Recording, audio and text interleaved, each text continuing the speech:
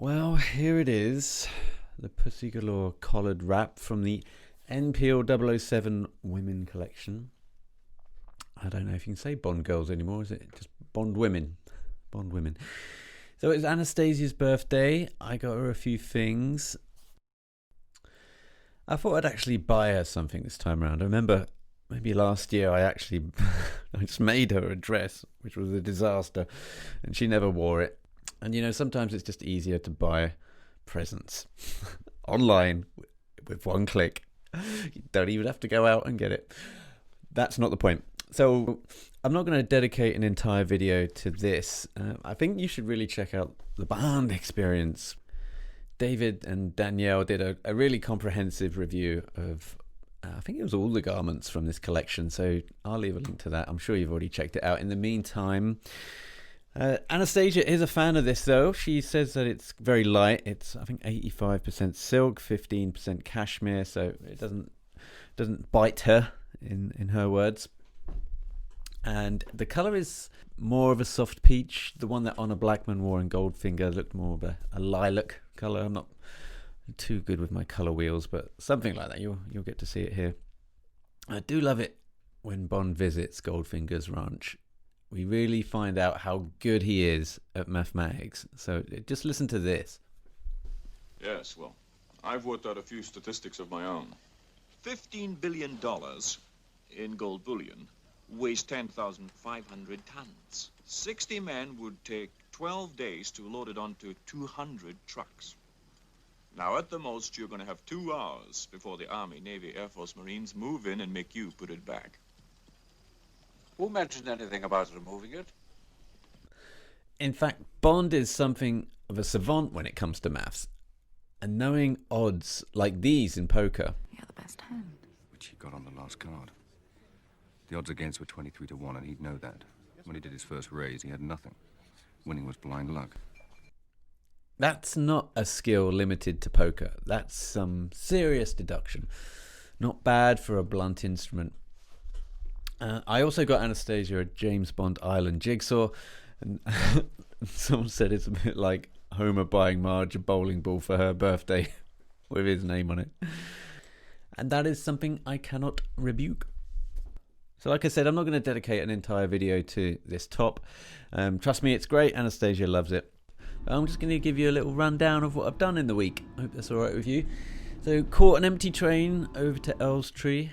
You have to wear face masks now on the train. So my mum made me this face mask. Thank you, Mum.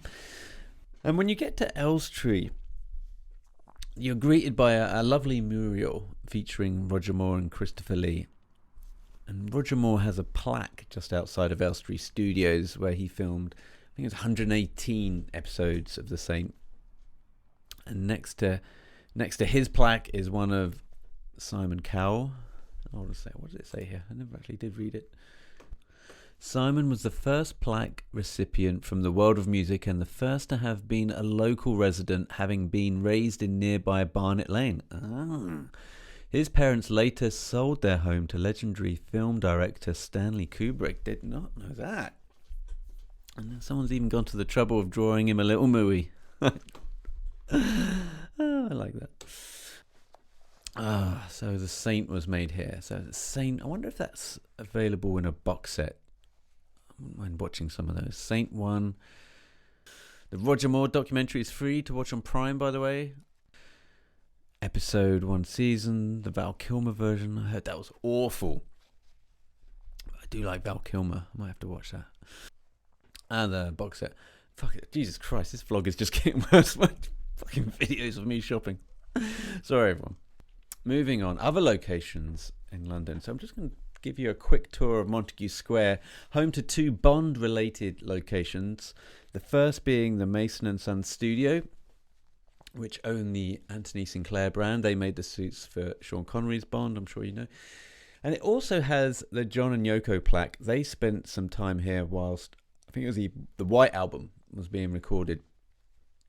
And they also shot the front cover to 2 Virgins here, which featured John and Yoko naked. Lennon said that the cover just seemed natural for us. We're all naked, really.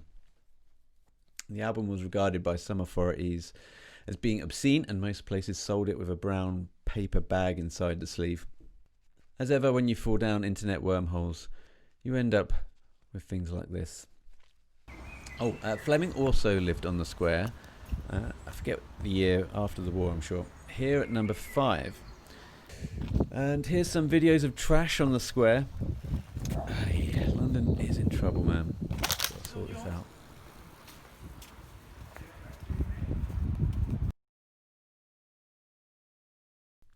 Oh, to finish with, Roger versus Blofeld's cat. Oh, Roger.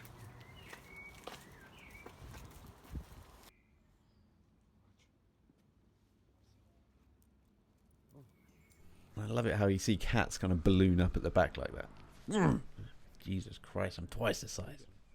So anyway, that's it. I'll leave links to necessary bits and bobs down in the show notes. I gotta go. Sophie Furley's on the line. I'm going to be speaking to Sophie Furley right now. Bye-bye.